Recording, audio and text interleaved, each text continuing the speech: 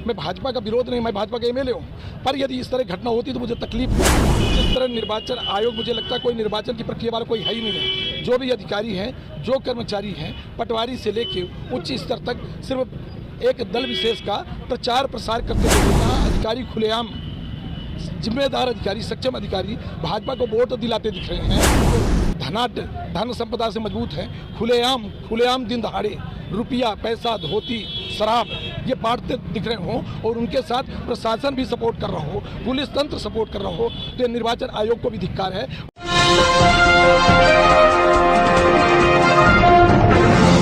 साथियों नमस्कार, मैं हूं नीरज पटेल और आप देख रहे हैं नेशनल जनमत। अभी जो आरोप आप सुन रहे थे ये विपक्ष के नहीं बल्कि सत्ता पक्ष यानी कि भारतीय जनता पार्टी के विधायक के हैं। ये आरोप नगर निकाय चुनाव में पहली बार नहीं लग रहे हैं। इससे पहले जब जब जिला पंचायत सदस्य, अध्यक्ष, ब्लॉक प्रमुख, बीडीसी, प्रधान, नगर निगम या नगर पालिका के चुनाव हुए, सत्ता के दुरुपयोग के आरोप लगातार लगते रहे। भले ही प्रदेश कोई भी हो, सत्ता में कोई भी पार्टी बैठी हो, लेकिन इस तरह के आरोप लगते रहे हैं। इन आरोपों के साथ ही ये भी चर्चा चल पड़ती है कि जब जिला पंचायत अध्यक्ष, ब्लॉक प्रमुख, नगर पालिकाओं के चुनाव सत्ता पक्ष के लोगों के द्वारा ही संचालित होते हैं तो इन चुनावों को बंद क्यों नहीं कर दिया जाता। लेकिन इस बार खास ये है कि इस तरह की डिमांड सत्ता पक्ष के एक विधायक द्वारा आ रही है। अपनी ही सरकार पर सवाल खड़ा करते हुए उन्होंने यहां तक कह दिया कि पटवारी से लेकर के एसडीएम, डीएम सभी अधिकारी सरकार के कार्यकर्ता की तरह बर्ताव कर रहे हैं। उन्होंने कहा कि कानून सिस्टम सिर्फ गरीबों के लिए है, धनाढ्यों के लिए नहीं।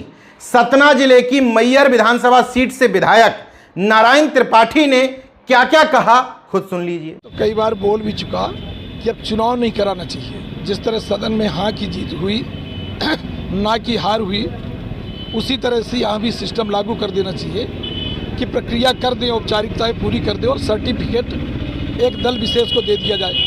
यहाँ जो पूरी पोलिंग में घूम रहा हूँ, जिस तरह निर्वाचन आयोग, मुझे लगता है कोई निर्वाचन की प्रक्रिया वाला कोई है ही नहीं है। जो भी अधिकारी हैं, जो कर्मचारी हैं, पटवारी से लेके उच्च स्तर तक सिर्फ एक दल विशेष का प्रचार प्रसार करते देखे गए हैं। यहाँ अधिकारी खुलेआम, जिम्मेदार अधिकारी, सक्षम अधिकारी भाजपा को वोट दिलाते दिख रहे हैं। मैं भाजपा का विरोध नहीं, मैं भाजपा का एमएलए हूँ, पर यदि इस तरह घटना होती तो मुझे तकलीफ होती है। तो ये जो यहाँ मैं देख रहा हूँ उसको बंद होना चाहिए। ये गलत है। देश में जो हाल है कि सरकार 2 मिनट में गिराई जाती है, सरकार 2 मिनट में बना दी जाती है, वही प्रक्रिया था पंचायती राज और नगरीय निकाय में भी लागू है कि चुनाव लोग लड़ते रहेंगे, अपने आप प्रत्याशियों को जिता दिया जाएगा। तो ये सिस्टम ना हो। यदि ये आज मैहर में हुआ तो बहुत गलत होगा। इससे एक कदम आगे बढ़ते हुए विधायक जी ने वो बातें कह दी जिससे शिवराज सरकार असहज की स्थिति में आ गई।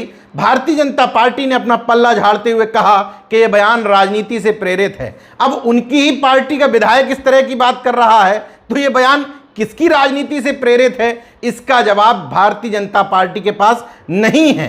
लेकिन नारायण त्रिपाठी ने और क्या कहा वो भी सुनिए।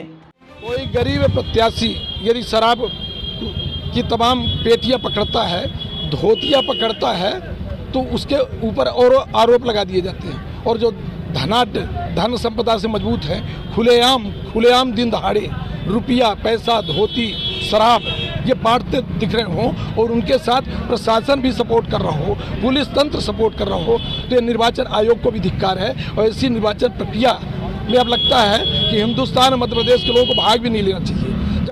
विधायक के आरोप के बाद जिला निर्वाचन अधिकारी यानी कि जिलाधिकारी सतना अनुराग वर्मा ने इन सब आरोपों को धत्ता बताया और कहा कि चुनाव निष्पक्ष तौर पर कराए गए हैं। लेकिन इस तरह के चुनाव जिनमें सरकार का सीधे दखल होता है वो कितनी निष्पक्षता से कराए गए होंगे, इस बात को आप बेहतर ढंग से समझ सकते हैं। हालांकि ये पहला वाकया नहीं है जब विधायक नारायण त्रिपाठी ने अपनी सरकार को पसोपेश में डाला हो। इससे पहले जब इन्हीं नगर निकाय चुनावों में ओबीसी आरक्षण की बात चल रही थी, उस समय नारायण त्रिपाठी खुल करके ओबीसी महासभा के समर्थन में आ गए थे। उन्होंने यहां तक कह दिया था कि जब बाबा साहब का लिखा हुआ संविधान मानते ही नहीं हो तो अपना संविधान खुद बना लो। हालांकि कितनी कंफ्यूज पर्सनालिटी हैं इस बात से समझिए कि उन्होंने उसी दौरान शिवराज सिंह चौहान को पत्र लिख करके कहा था कि आपने सवर्ण आयोग बनाने की बात कही थी तो उसे भी बना दीजिए, क्योंकि सवर्णों में बेहद नाराजगी है। 2003 में सपा के टिकट पर चुन करके विधायक बनते हैं। 2008 में फिर समाजवादी पार्टी से लड़ते हैं, चुनाव हार जाते हैं।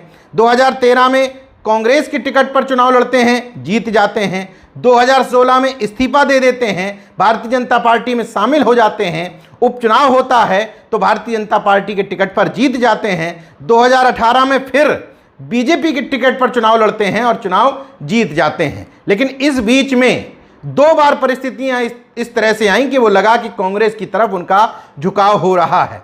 बहरहाल नारायण त्रिपाठी ने यह बात किसी वजह से भी कही हो, इसके पीछे कुछ भी राजनीतिक मंशा हो, लेकिन इतना तो स्पष्ट हो जाता है कि कांग्रेस मध्य प्रदेश में जो आरोप लगा रही थी सत्ता के दुरुपयोग के, वो काफी हद तक सही होते दिख रहे हैं। और महज मध्य प्रदेश की बात नहीं है, किसी भी प्रदेश में किसी की भी सत्ता हो, ये अंतर है कि कोई ज्यादा करता है कोई कम करता है, लेकिन करते सब हैं। इस सिस्टम को कैसे सुधारा जाए, जनता की जिम्मेदारी है, क्योंकि लोकतंत्र में असली माई बाप वही है।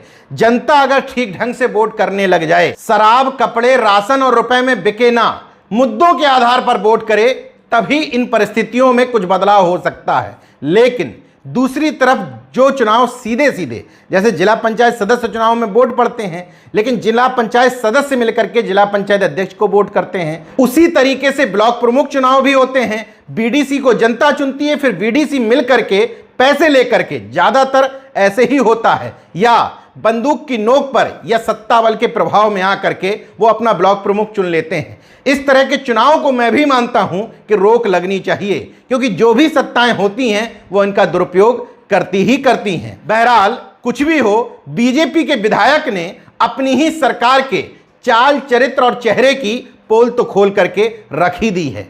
देखते रहिए नेशन जनमत, जागरूक और सजग बने रहिए। जय विज्ञान, जय संविधान, जय लोकतंत्र। धन्यवाद।